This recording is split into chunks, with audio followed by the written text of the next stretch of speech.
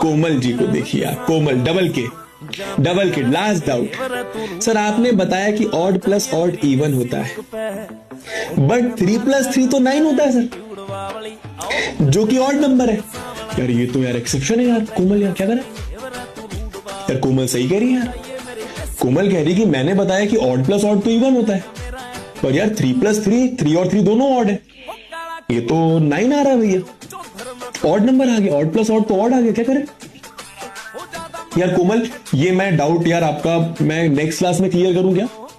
थोड़ा सा मेरे को ये देखना पड़ेगा यार, मतलब यार थोड़ा सा मुश्किल सा लग रहा है। मैं ट्राई करता हूँ, चलो अभी आंसर करने का मैं ट्राई करता हूँ यार। 3 प्लस